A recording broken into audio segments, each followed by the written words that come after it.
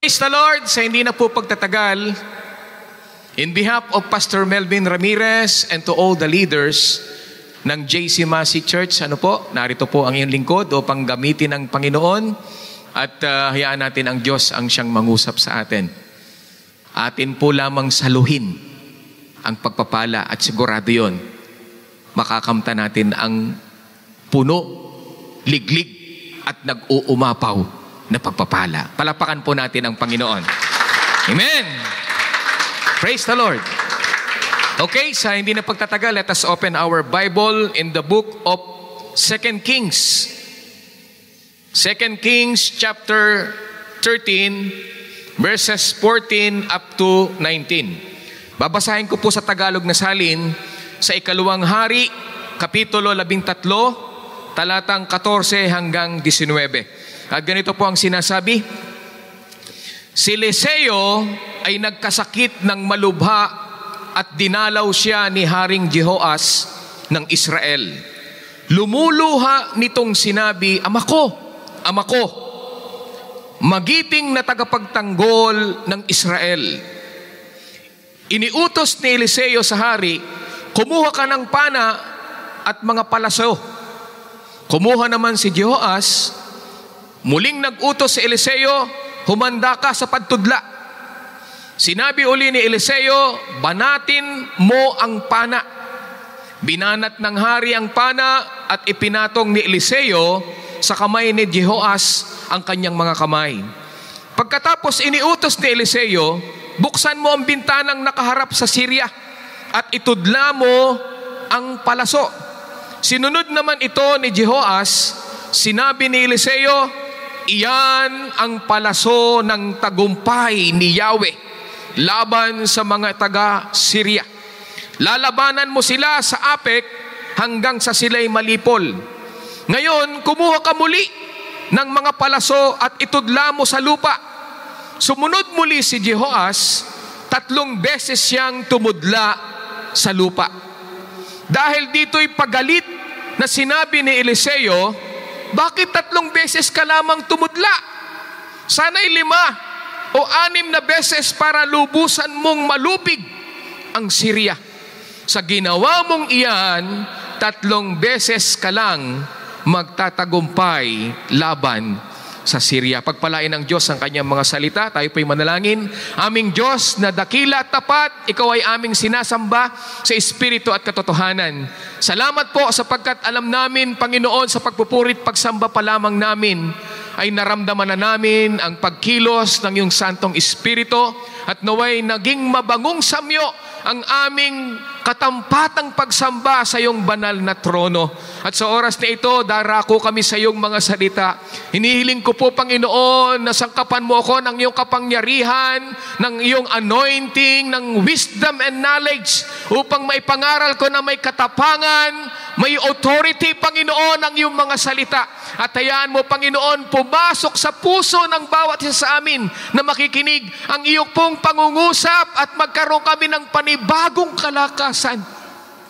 At hayaan mo, Panginoon, wag pong matapos ang gawain ito na hindi namin nakuha ng buong-buo ang pagpapala na nais mong ipagkaloob sa amin. At anuman po ang balak o gagawin ng dyablo upang agawin ang iyong pagpapala, sinasaway namin si Satanas sa pangalan ng Panginoong Yesus. In the name of Jesus, get out in this place. Wala kang puwang sa banal na gawain ito. Ikaw lamang, banal na Espiritu, ang hinihiling namin manguna at magkontrol hanggang sa matapos ang pangangaralang ito. And we claim the victory because we ask this in the mighty name of our Lord Jesus Christ we pray, and everybody says Amen. Amen. Palapakan po natin ang Panginoon. Okay, sige po, makakaupo na tayo mga kapatid. At sa oras na ito, makinig po kayong mabuti, Talagang maganda po ang ating topic ngayon at nawa ay makuha natin yung pagpapala ng ating Diyos na buhay. My first question is this, mga kapatid.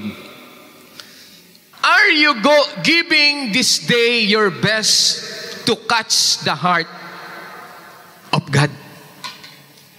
Alam niyo po ba, kung meron mang pinaka mahalaga o layunin ng pagpunta po natin sa iglesia ay walang iba kundi ang makuha ang puso ng ating Panginoon. Kapag hindi mo nakuha ang puso ng Lord, lugi ka. Uuwi ka na isang normal at isang talunan. Malungkot. But if we touch the heart of God at naibigay mo yung the best mo sa Panginoon, sigurado uuwi ka nakangiti. May galak. Masigla. At yung isang linggo mo, mga kapatid, isang tagumpay na linggo na ibibigay sa iyo ng Panginoon. Palapakan natin ang Diyos na buhay. Amen! Alam niyo po ba, in the Old Testament, God asked Israel to give Him their best. And He promised to do the same in return. Kapag binigay mo yung the best mo, ibabalik ng Diyos yung the best din na gagawin niya. This emphasis, mga kapatid, on giving God our best was not just for the Israelites. Amen? As a child of God, mga brothers and sisters, as a worshiper and a servant, He wants us to give our best as well. Hindi lamang sa mga Israelita, sa mga Hudyo, even us as a child of God, as a servant, and as a worshiper, ang gusto ng Lord, ibigay natin yung the best natin sa Panginoon. But the question is, how do we give our best to the Lord? Paano? How? Why? Why should we give Him our best? Bakit nga ba? Pwede naman siguro rin okay na yun. At ang pangatlong tanong, is it a sin if we don't give our best to Him? Kasalanan ba kapag hindi mo naibigay yung the best mo sa Panginoon? At yung panghuling tanong, what are the effects of not giving our best to God? May epekto ba kapag hindi mo na ibigay yung the best mo sa Panginoon ngayong araw na ito? Sabi mo sa katabi mo, may epekto kaya? Kapag hindi mo na ibigay. Naibigay mo ba ngayon? Magkakaalaman po tayo. That's why our topic for today is entitled, Give Your Best. Shout! Sino dito ang nakapana na? Nakapaglaro ng pagpana, o kaya naman nakapaglaro na ng basketball. Yung best shot mo. Yan, si Brother Boy, talagang mahilig mag-basketball talaga yan. At alam nyo, napaka-importante ng pagtira mo talaga, na talagang sure ball yung pagtira mo. O kaya yung pagpana mo. Mahit mo. O kaya yung dart na lang, pag nahit mo yung gitna, talagang, and that is the best shot pag nakuha mo. Amen? Alam nyo, babalik tayo dun sa ating binasa, Kasi ito po ay istorya ni Eliseo at ni Haring Joas, Tignan po natin, at the time of the King Joas, Israel's army had been disseminated and lost most of its chariot forces to the Syrians. Alam niyo po ba, lahat talo sila lagi.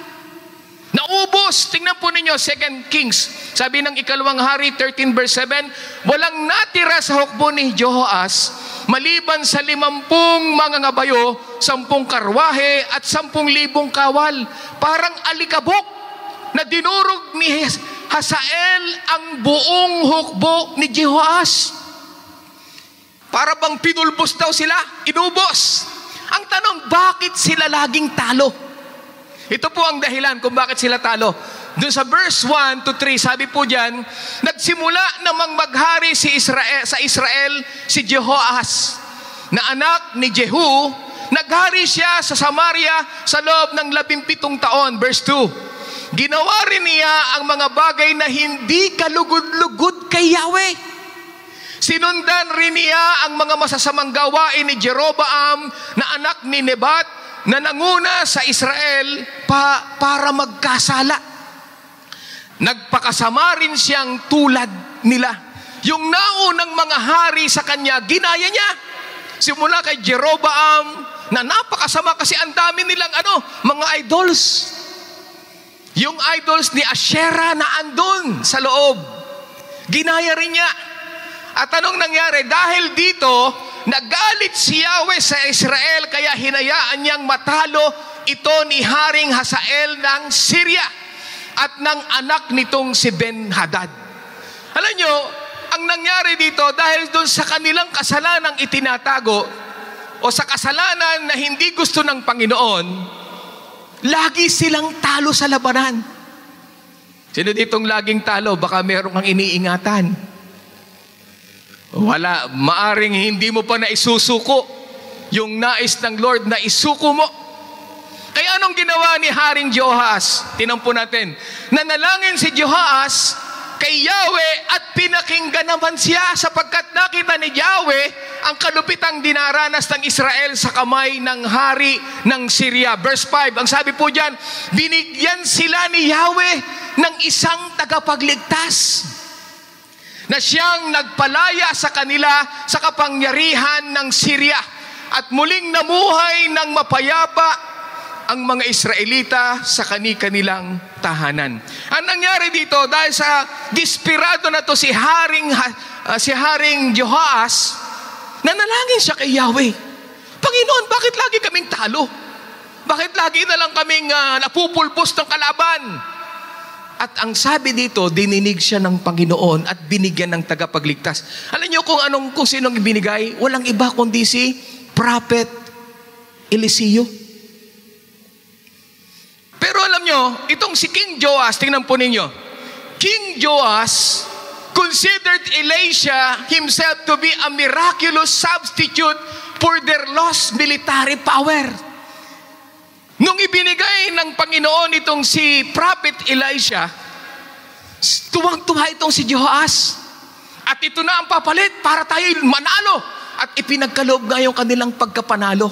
Pero alam niyo po ba, Elisha, however, wanted the king and the people to realize it was in God alone. God alone that the nation would find its true defense and strength. Hindi dahil kay Eliseo, but God alone. Para maging mananagumpay ka, para maging the best ang paglilingkod mo sa Lord, ang una na dapat maunawaan mo kung gusto mong maging best ang shot mo first. God's Spirit is always and only our best shot. Amen! Maunawaan mo na dahil lang sa Panginoon, kapag kasama mo siya, siguradong magtatagumpay ka. Amen? If we want to give our best shot, we must know that it was in God alone is our victory. Sa labanan po natin, kapag ikaw lang ang lumalaban, walang pagsama ng Panginoon, talunan ka mga kapatid. Ang sabi ng Panginoon, not by might nor by power, but by the Spirit of the Lord, says the Lord. Ang tulong natin ay nagmumula sa Diyos. Kung gusto mong maging the best ang shot mo, lagi mong i-consider na ang Panginoon ang kasama mo. Tingnan po natin ang istorya nito. Ano nangyari nito? Basahin natin dun sa verse po natin.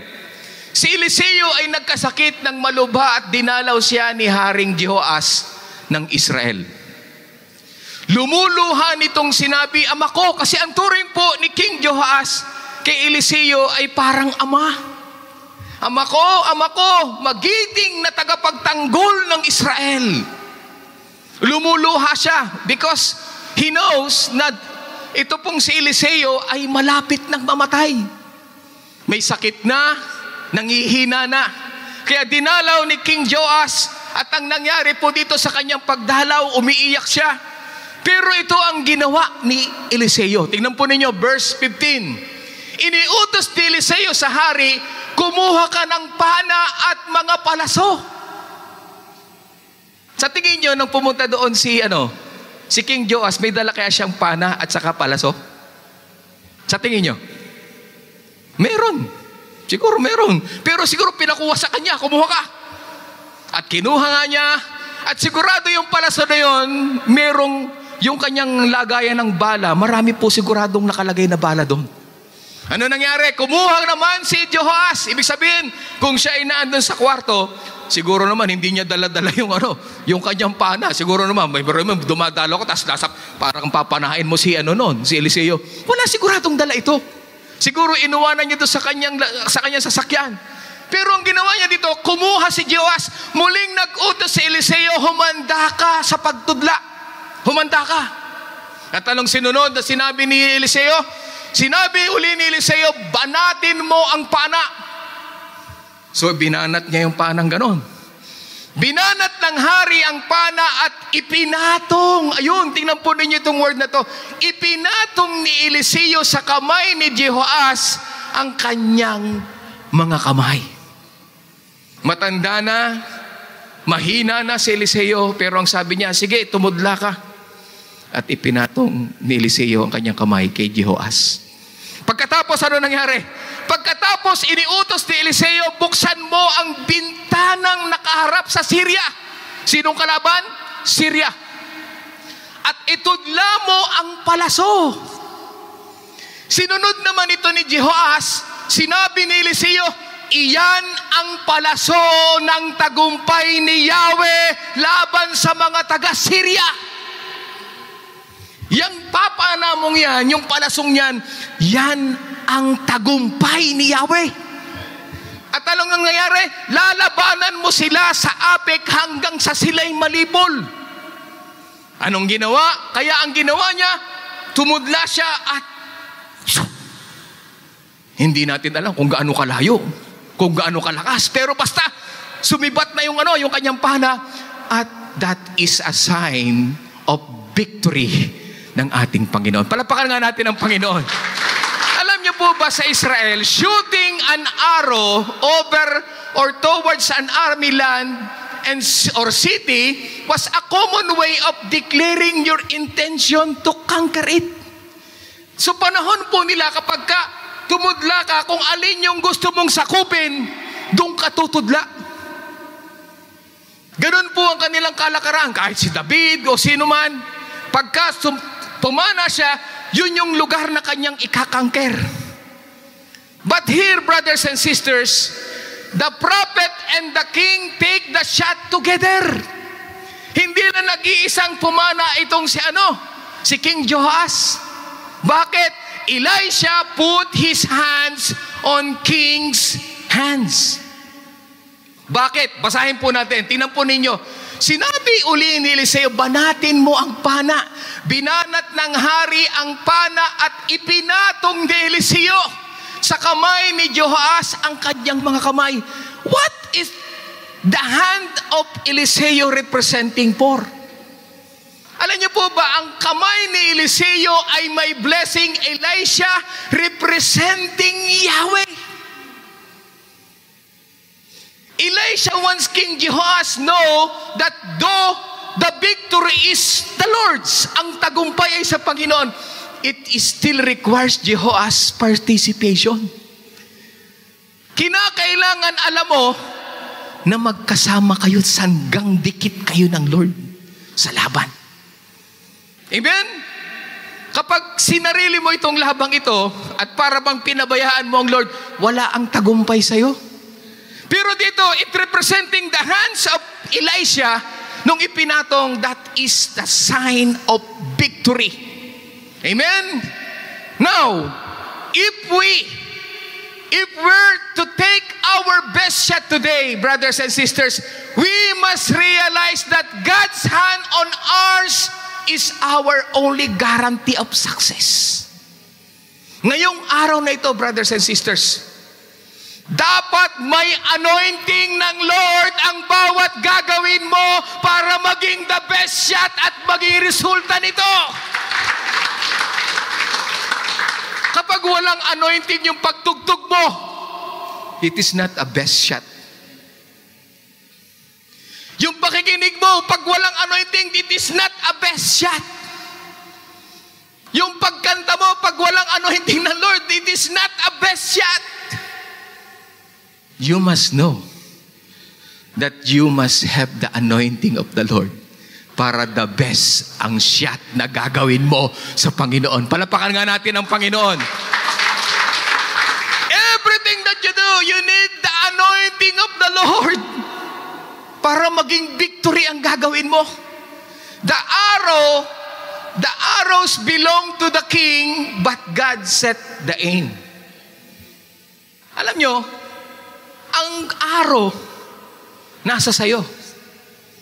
Kung itutudla mo o hindi. Pero yung aims, sabi lang ng Lord, sige lang. So means our future success depends upon the degree to which we work in the harmony with the divine directions of God. Kinakailangan merong anointing ng Lord ang ginagawa natin, mga brothers and sisters, para maging the best tayo sa harapan ng ating Panginoon. So first, brothers and sisters, we must know that God's Spirit is always and only our best shot.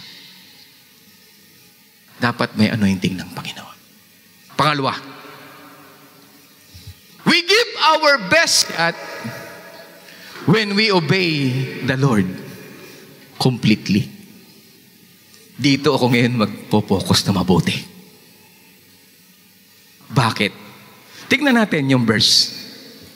Ngayon, ito na yung pangalawa. Tingnan po ninyo. Yung una, tama yung pagtudla niya. Kasi yun lang naman utos, panain mo. Ngayon, kumuha ka ng kamuli ng mga palaso at itudla mo sa lupa naman. Sa lupa daw ang tudla. Nung una, doon sa Syria, ang tudla. Sumunod muli si Jehoas. 3 beses siyang tumudla sa lupa. Tingnan niyo to ha. There is a revelation na makukuha po ninyo. Verse 19. Dahil dito'y pagalit na sinabi ni Eliseo, bakit 3 beses ka lamang tumudla? Sana'y 5 o 6 na beses para lubusan mong malupig ang Syria. Sa ginawa mong iyan, 3 beses ka lang magtatagumpay laban sa Syria.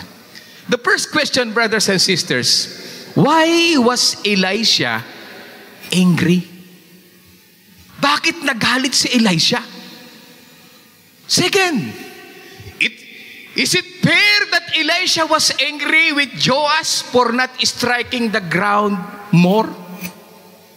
Did he tell him to strike the ground a certain amount of times? Meron bang siyang sinabi? May sinabi ba si Eliseo na sige, 5 beses mong tirahin niyang lupa? Wala siyang sinasabi.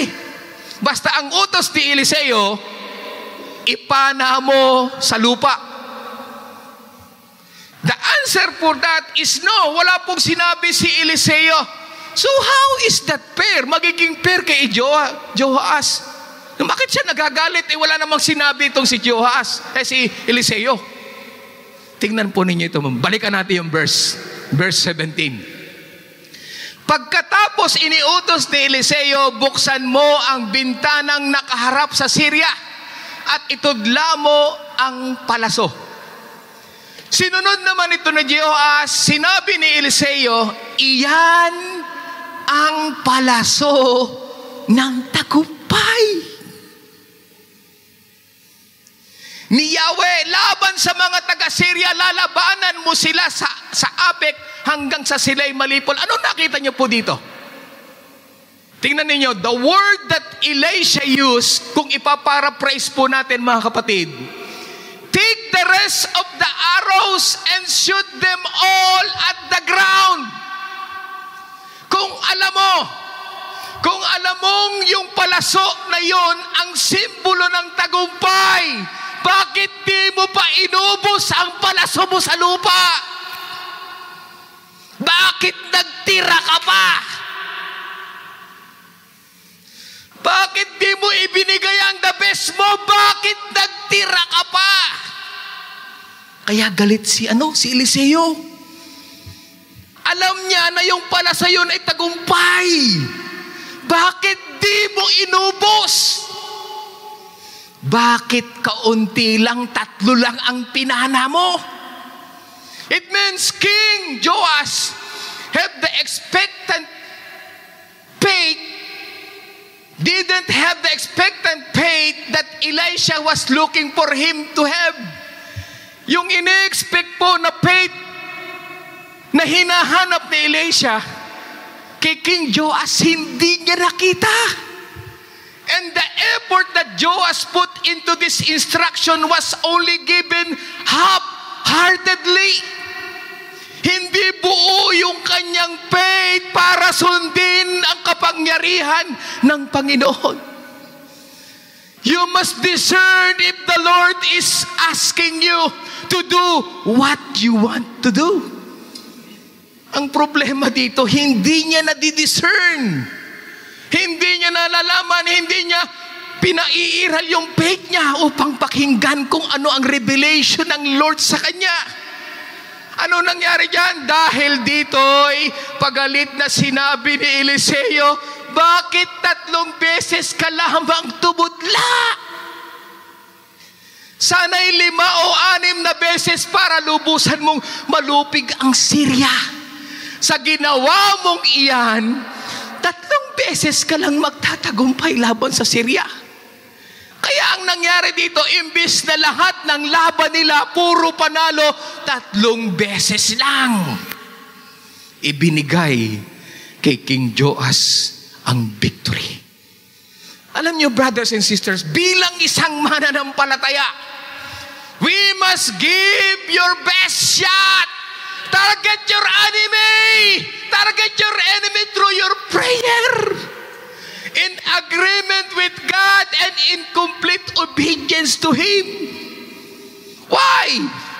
Give your best shot and declare the Lord's arrow of victory over sickness and diseases. Panahin mo yan. The Lord's arrows of victory over poverty. Panahin mo yan. Over broken relationship, over strongholds of deception, and even the sin. Panahin mo lahat ng tumitira na ginagawa ng dyablo sa buhay mo. Ubusin mo ang lahat ng gawa ng dyablo sa buhay mo. Palapakan nga natin ang Panginoon. Hallelujah! There is the arrow of victory, brothers and sisters. Panahin mo ng panahin. Ang problema, 3 lang ang pinana. Nagtira pa. Amen? It means God wants to deliver us completely from sin. As He wanted to deliver Israel completely from Syrian oppression. Kung paanong gustong palayain ng Diyos yung lahi ng mga Israelita sa mga taga-Syria, ganon din tayo. Gusto ng Lord palayain tayo sa kakakititing o kahaliit-liitang kasalanan na gustong pumasok sa atin at gustong gawin ng dyablo sa buhay natin. Because of that half-hearted, brothers and sisters, hindi nakuha ni Joash ang complete victory. But we may limit the deliverance of God by our half-heartedness. Ibig sabihin, kapag sa Lord, itodo mo na. Sino dito ang pagdating sa Lord, itinotodo mo na? O may reservation ka pa? Huwag ka nang magtitira pag ang Lord ang pinaglilingkuran mo. Palapakan nga natin ang Lord. Kapag sinabi ng Lord, tirahin mo yan, tirahin mo, ubusin mo na. Huwag ka magtitira. Natatandaan niyo si King Saul? Si King Saul, tinapo ninyo, King Saul half-hearted obedience. Anong utos dito? Tinampo natin.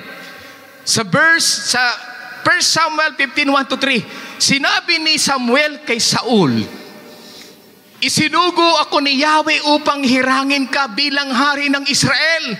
Kaya't pakinggan mo ang mensahe ni Yahweh. Anong sabi ng Panginoon? Tinampo natin. Verse 2. Ipinasasabi ni Yahweh na makapangyarihan sa lahat, paparusahan ko ang Amalek tulad ng ginawa niya sa Israel nang ito'y inilabas ko sa Ehipto. Verse 3. Lusubin mo ang Amalek at lipulin mo silang lahat. Wasakin mo ang lahat nilang ari-arian at wag magtitira kahit isa. Patayin mo silang lahat babait lalaki, mula sa pinakamatanda hanggang sa sanggol. Patayin mo rin ang kanilang mga baka, tupa, kamelyo at asno. Ang tanong, sinunod kaya? O sumunod ba itong si King Saul doon sa utos? Tingnan po ninyo ang nangyari. Verse 7, sinalakay ni na Saul ang mga Amalekita at tinalo. Wow! Tinalo ang mga ito. Sumunod at natalo. Because of the word and the anointing of the Lord. Mula sa Abila hanggang sa Sur, sa silangan ng Ehipto. Verse 8, nilipol niya ang mga taong bayan. Ngunit, ayun na, ngunit, binihag ng buhay si Haring Agag. Anong utos? Ubusin. Huwag magtitira. Kasunod, hindi rin pinatay ni na Saul ang magagandang baka, tupa at lahat ng matatabang hayop doon. Ang pinatay lang nila ay lahat ng hindi na pakikinabangan. Anong utos? Huwag kang magtitira. Ubusin mo na lahat. Yun ang utos. Pero anong ginawa ni King Saul? Sumunod. Kalahati lang ang pagsunod. Kaya ang nangyari, nagalit ang Panginoon. Pinapunta niya si Prophet Samuel. Habang naghahandog, tuwang-tuwa pa si King Saul. Wala. Inihahandog namin kay Yahweh ang matatabang aming nakuha. Tuwang-tuwa siya. Ang tataba ng baka, tupa. Inihandog nila sa Panginoon. Pero galit ang Lord, sabi ng Lord, ubusin. Mga kapatid, kapag may iniutos ang Lord, we must completely obey and give our best shot. Kapag nagtira ka, ano ang mangyayari? Tingnan niyo kung ano ang consequence ng pagtitira ni King Saul. King Saul's disobedience in not following God's instructions had severe consequences. Anong nangyari? Yung pinalaya niya, yung hindi nila inubos na lahi, ang siyang pumatay sa kanila. Tingnan po ninyo. In 1 Samuel 31, many fell dead. All the Israelites were forced to flee. And Saul's army, along with his sons, were killed. Kapag hindi mo inubos, yan ang tatapos sa'yo. Sabi, ubusin eh. Dahil siya, nag-ingat siya, akala niya, okay na maghandog sa Panginoon. Kaya nga sabi ng Panginoon, obedience is better than sacrifice. Kaya kapag gusto mong maging best shot ang gagawin mo sa Lord, you must obey completely. Lord, wag naman ito. Kasi pinakikinabangan ko to eh. Ibigay mo yan. Wag, Lord. Ito na lang. Ang sabi ng Lord, ubusin. Sickness and disease.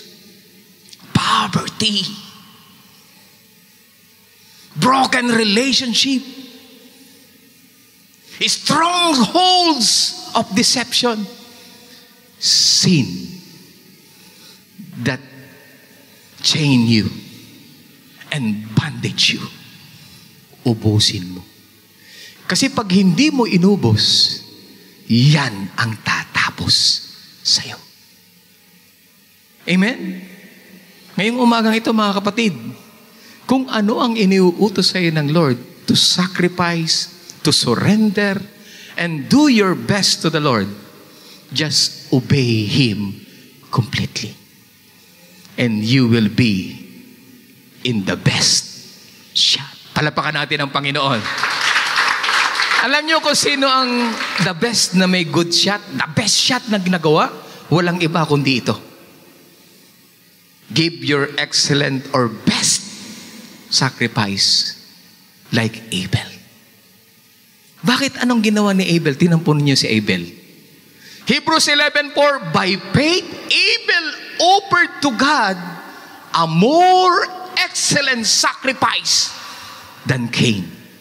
Bakit naging more excellent?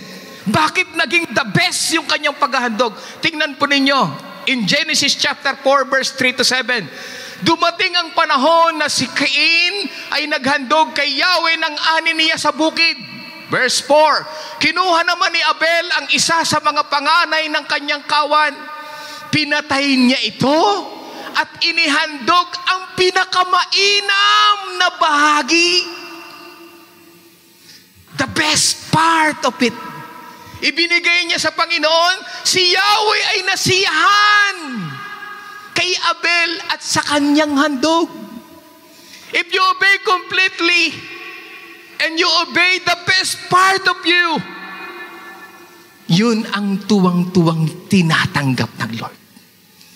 Ngunit, verse 5, hindi niya kinalugdan si Cain at ang handog nito.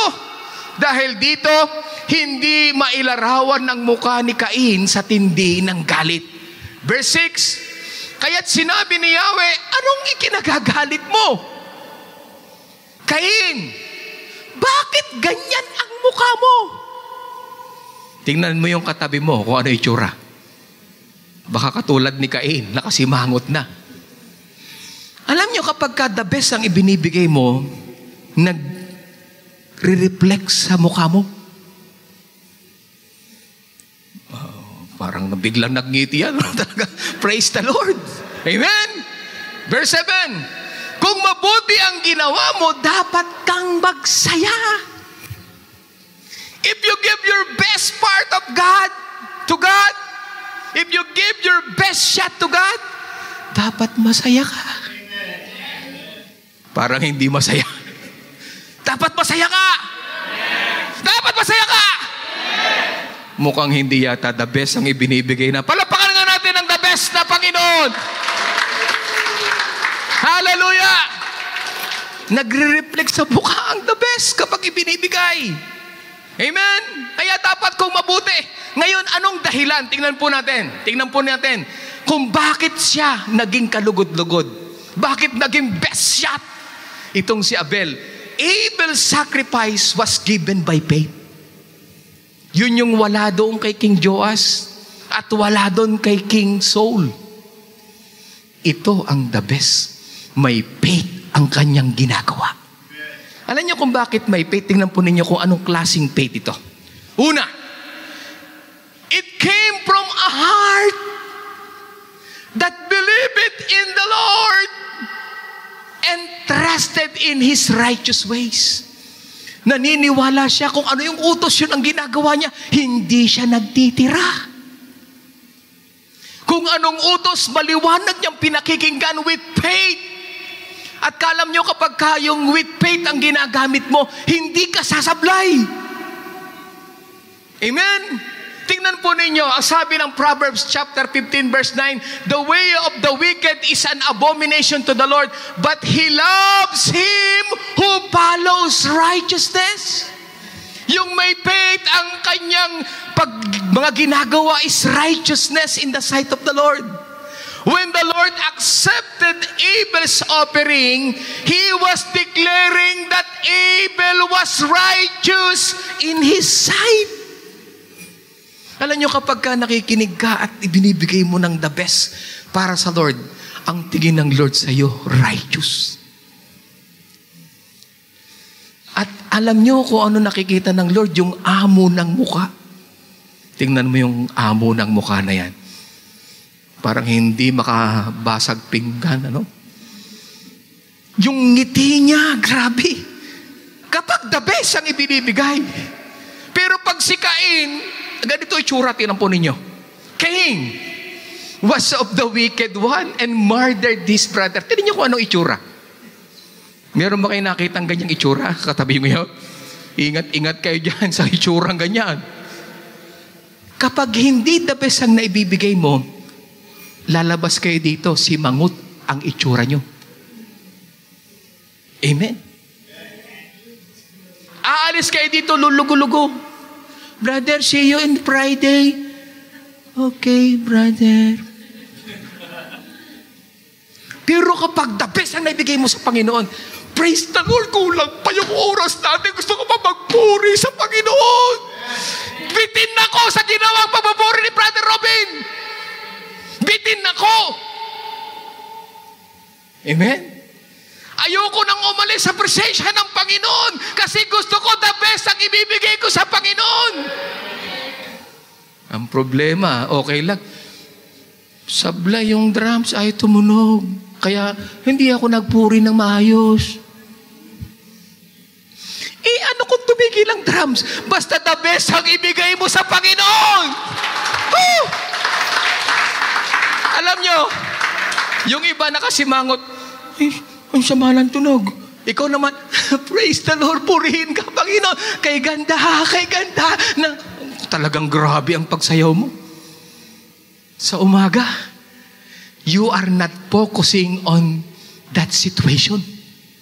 You are focusing to the best God of my heart. And that name is Jesus. Ano tinan nyo? Not? Hindi baga? Cain who was of the wicked one and murdered his brother? And why did he murder him? Because his works were evil and his brothers righteous. Pagdating sa pagsamba sa Lord, dalawang category lang yan. Are you in Cain or are you in Abel? Kapag ikaw daw ay evil na hindi nakikita ng tao, hindi kinalulugdan ng Lord ang pagsamba mo. Pero kapag ang puso mo is righteous, tuwang-tuwa ang Lord. Kahit pa yung tono mo papuntang west at saka east, para bang kumakanta ka lang sa banyo, purihin ang Lord! Pero sa Lord, kitang-kita ang heart mo. You give the best shot! Woo! Hallelujah! Tapos maaga kang dumarating, ang aga mo, because I want the best shot. Maaga ka nag-aayos ng mga instrument. I want the best shot. Maaga kang nagtitimpla ng kape para pag inom ng mga kapatiran ko, wow, the best shot. Maaga mong ini-arrange yung mga upuan because you want the best shot. Maayos mong ini-arrange yung laptop, pinapakita mo yung tama na letra nung kakantahin. You want the best shot. Amen.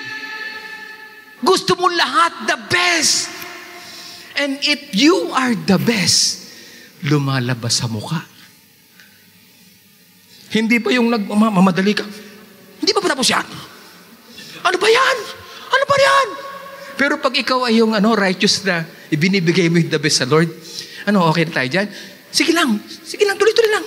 Kaya natin yan, tasama tayo ng Panginoon. Because our worship is for the Lord. Our service is for the Lord and not for the men. Amen. Kapag kaganoon ang ginagawa mo, Abel offered excellent sacrifice. Hallelujah. Kasi, tingnan po ninyo kung anong ginawa ni Abel. Tingnan po ninyo. Kinuha naman ni Abel ang isa sa mga panganay ng kanyang kawan. Pinatay niya ito at inihandog ang pinakamainam na bahagi. Anong nakita niyo? From the beginning of preparation, his heart and mind is in the Lord. Sa pagpili pa lang ng damit na isusuot mo pag Friday, Lord, yung maraming Borloloy ang gusto ko, Panginoon. Kulay green ang isusuot ko, Panginoon. Pero pagka ang pagbuklat mo pa doon, pangit ito, nakita na ito nga. Naisuot ko na ito nakaraan. Baka sabihin, lagi na lang yun ang sinusuot ko. Eh ano kung lagi yun ang suot mo? Sa Lord, the best shot yan kapag ka para sa Lord. Ay, ang problema, nakabulaklakan, kinabalingguhan, kulay dilaw naman, kulay violet naman. Ay, iba-iba talaga eh. You are not giving your best to the Lord. You are giving your best to the men. But if you are giving your best to the Lord, kahit anong suot mo na hindi man bago yan para sa Lord, you are giving your best shot. Hallelujah. Woo! Grabe. Eh ano kung medyo natatastas na yung tahi? Basta alam ko, dito ko righteous ang... This is my best sa Lord.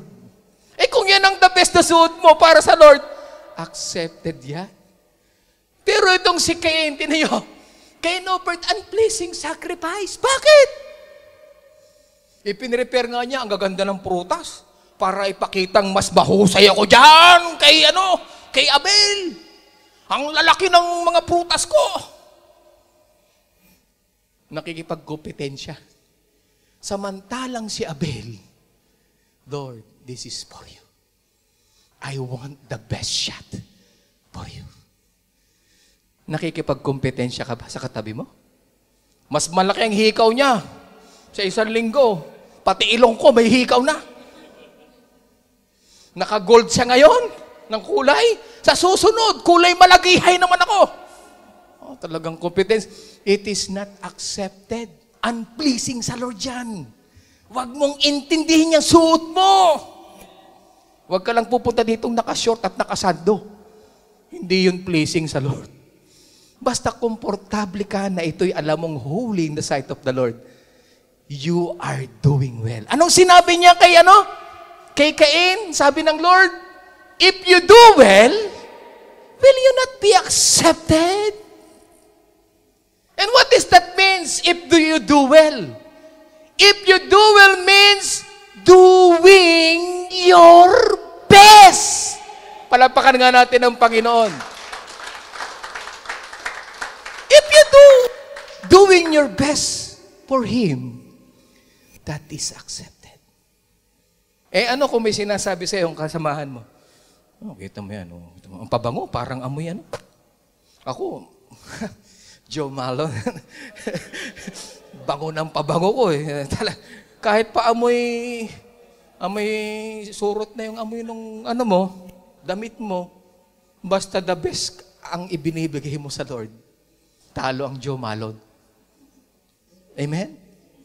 Eternity. O ano mang pinakamagabango, kahit walang pabango, kahit nga nag-amoy pawis ka na, basta kay Lord, give your best shots to the Lord. Palapakan natin ang Panginoon. At pag sinabing doing your best, it involves first, tingnan po ninyo. Your best involves giving God your total being. Yung mismong ikaw ang gustong ng Lord. Hindi yung damit mo. Hindi kung anong kolorete meron ka. O mga alahas meron ka. The whole being ang gusto ng Lord to be holy and acceptable to Him. Anong sabi ng Matthew 22:37? Jesus said to him, you shall love the Lord with your God with all your heart. Kamusta puso mo? Baka yung kalahati nasa mundo, sa asawa mo. Gusto ng Lord kapag nandito ka. Whole heart, with all your soul, and with all your mind. Kung gusto mo maging best shot ang ibigay mo sa Lord, your whole being must give a sacrifice to the Lord. Ang problema, andito nga yung physical mo, yung utak mo, nasa bahay. Anong iluluto ko? Ay, yung labahin ko. Huwag ganun. Ang kailangan whole. And what happened? Ang sabi pa ng Romans 12:1, I beseech you therefore, brethren, by the mercies of God, that you present your bodies a living sacrifice, holy, and acceptable to God, which is your reasonable service. O ano? May masasabi ka pa? Yung suot mo? Ang gusto pala ng Lord, yung body mo mismo. Maging holy and acceptable to God. Ibig sabihin mga kapatid, frankly speaking, pag sa oras ng pagsamba, wala tayong pakialaman. Matalsikan ka man ng laway ko, wag mo nang pansinin. Focus unto the Lord. Ang problema kung ayaw mong umiyak kasi baka yung eyebrow mo kumalat. Eyeliner mo kumalat. That is not wholly acceptable to God. That is not a whole being. Kasi meron kang inire-reserve. Pagdating sa pagsamba, wala lang tayong pakailaman. Ang problema sa atin, hinihintay pa natin pag...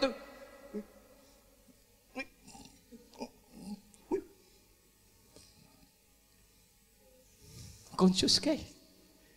So, your whole being, magiging the best ka kapag kayong whole being mo, center ang Lord. Pangalawa. It means, tuloy natin, the whole of you we are, is the best we can give Him. The whole of who you are. It means, kung sino ka. Sa ibang tao na itatago mo kung sino ka. Pero sa Lord, kapag sumamba ka kahit makasalanan ka, pag sinabi mong, Lord, patawarin mo ako. Puspos na puspos ka, akala niya, yung pala humihi ka ng tao, walang problema. Basta whole being, sumasamba ka sa Panginoon. To give God only a part of ourselves falls short of loving with Him with all of who you are. Kapag meron kang reservation, hindi wholehearted, hindi whole-minded, hindi whole might ang ibinibigay mo sa Panginoon. Kaya, in-encourage ko mga kapatid, alam nyo, kapag nagpupuri, talagang ibigay mo yung the best mo. Give your whole being. Pangalawa, your best involves giving God your first of everything. Yung first sa'yo, na the best sa'yo, yun ang ibibigay mo para maging best shot ka. Throughout the Old Testament, we read of the Israelites giving God the first fruits and the best of the flocks. Anong ngayon? We serve the same God, brothers and sisters. Is still worthy of the first and the best of our time, efforts, and resources. Kung si Lord natutuwa anong panahon nila, Abel, ganon din siya ngayon. Yung iyong first, yung iyong best time, yung best efforts mo and resources, yan ang gusto ng Lord. Give your best shot to use your talents. Tinatago mo, ayan, iba ang gumamit. Alam niyo, kapag hindi ka nagpagamit sa Lord, isa lang ang gagamit sa'yo. Ang dyablo. Your talents, you need to give. Your gifts, your ministries to build up Jesus' beloved church. Give your best shot. To give Him leftover or mismanaged time and energy is not giving Him the best He deserves. Kapag ikaw ay, merong reservation, hindi nagiging the best. Naibigay mo lang yung good mo. Amen? And the third, your best involves giving God your most superior work. Ang gusto ng Lord, yung superior work mo. Ano ibig sabihin nun? Anong sabi ng 1 Corinthians 10:31? Therefore, whether you eat or drink, or whatever you do all to the glory of God. Ibig sabihin, kahit wala ka sa church, o nasa loob ka ng church, do all with the Lord. Your superior work to the Lord. To give God a half-hearted or messy effort falls short of doing whatever we do for the glory of God. Yung bang, sige na, okay na yan. Sige na, tapos na yan. Wala na. Ang sabi ng Lord, 2 Timothy 2, verse 15, paborito ng isang kapatid natin, do your best to present yourself to God as one approved, a worker who does not need to be ashamed and who correctly handles the word of truth. Yung the best natin, kailangang i-present natin yung ating sariling approved. The question is how we can be a worker who does not need to be ashamed if we unaccurately represent Him. Kapag pangit ang testimo natin, paano tayo magiging approved worker? Paano tayo magiging approved worker if we are not doing our best sa ating Panginoon? Because we didn't take the time required to get it right, brothers and sisters. Para maging approved ka, mag-aral ka ng Word of God. Para maging approved ka, ayusin mo yung talent. Kung kumakanta ka, pakinggan mo yung kinakanta. Ayusin mo yung tono. Ayusin mo yung tipaan ng gitara mo. We must give our best to the Lord. Alam nyo, hindi lang mga workers ang tinutukoy dito ng Panginoon. Even the members, give your best shot to the Lord. Kasi pagdating sa Panginoon, pantay-pantay po tayo. He is looking your whole being, your first and your superior work na maging karapat-dapat sa Panginoon. At ang panghuli, brothers and sisters, para maging best shot ang ibibigay mo sa Lord, ito. Giving your best shot means not quitting until you hit the target. Huwag kang hihinto kahit pa sumasablay ka. Anong sabi ng Proverbs 24 verse 16? For a righteous man may fall 7 times and rise again. Kung 7 beses bumagsak, 7 beses tumatayo. He will try, and he will try, and he will try, but the wicked shall fall by calamity. Yung wicked daw, kapag ka tumigil na, sumablay na, tumitigil na siya. Pero itong righteous daw, even 7 times na bumabagsak. Ilang beses na kayo bumabagsak sa Panginoon? I think more than 7. 100 times. Even 100 times fall, you need to rise again. Palapakan natin ang Panginoon. And try, and try, and try, and try until you succeed and hit the target which is the best. Anong sabi? Practice makes perfect. Kung nung una, nung Friday, naku, hindi ko naibigay yung the best ko sa Panginoon. Itong darating na Friday, I will give my best to the Lord. Hindi ako nakatalon nung Friday. Ngayon, tatalon ako sa Lord. I will give my best shot to the Lord. It means practice makes perfect. Good, become better. And better, become best para sa Panginoon. Kung nung una, good lang ang naibigay mo, next Friday, galingan mo, magiging better na yan. And the other Friday, it will become best shot for the Lord. Palapakan natin ang Panginoon. When God gives you a chance, brothers and sisters, give your best shot. May chance pa po mga kapatid. May chance pa po. Ang kailangan natin ngayong umagang ito, practice, try, and try. Pag sinabi ng Lord, ubusin, ubusin natin. Ibigay, ibigay lahat. And you will become the best shot for the Lord. Palapakan natin ang Panginoon. Hallelujah! Amen! I hope na unawaan po ninyo ngayong umagang ito ang simpleng mensahe ng Panginoon. The question is, are you giving your best shot sa Panginoon? Tayo pong lahat ito, mga kapatid. Hallelujah. Hallelujah, Lord. Glory, glory, glory to Jesus. Glory to Jesus. Alam niyo po, mga kapatid, kung mga ilang beses na pagsamba natin, we are not giving our best. Kagaya lang tayo ni Abel na nagnanasa na maging righteous.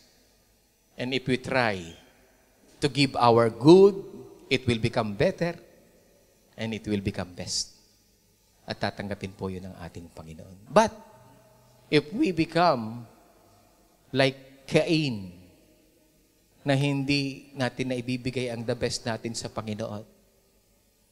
At kung minsan nagiging kompetensya, o kaya nagiging pakitang tao na lang tayo sa harapan ng Lord. Ngayong umagang ito, ang gusto ng Lord, give your whole being to Him. Give your best to Him.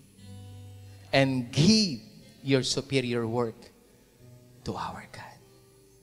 Oh, hallelujah. Tayo po'y manalangin sa ating Diyos na buhay. Hallelujah. Glory, glory, glory, glory, glory to Jesus. Inaamin namin, Panginoon. Maraming beses, Panginoon, na hindi namin na ibibigay ang aming the best. Kung minsan, Lord, pupunta kami sa iyong iglesia para masabi lang na present kami.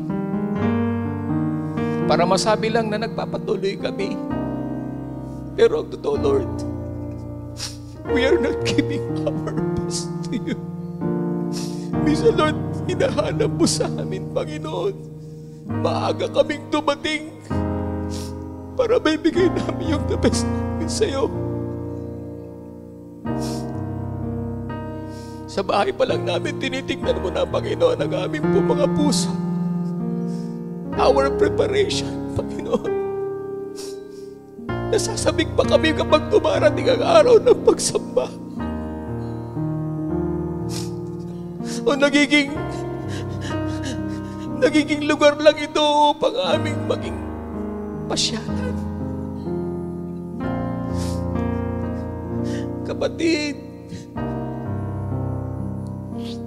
are you giving your best to the Lord? Naibibigay mo ba yung iyong buong pakikinig habang nakikinig ng salita ng Diyos? Naibibigay mo ba yung iyong kaloob sa Panginoon na the best? Naibibigay mo ba yung iyong pagtugtog sa Panginoon ng the best? Naibibigay mo ba yung pag-aawit mo sa Lord ng the best? Naibibigay mo ba yung buong ikaw sa harapan ng Panginoon na hinahanap ng Diyos na tunay na pagsamba? The best shot that Abel done in his life. He is giving the best part of him, the best part of his sacrifice to the Lord. Hindi kalugihan ang maglingkod sa Panginoon.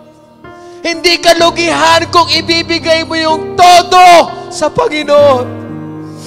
Dahil yan ang inaantay ng Lord sa atin. Ang gusto ng Lord, isuko natin ang buo-buo sa Kanya ang ating buhay. Kaya lang may reservation tayo. Ang sabi ng Lord,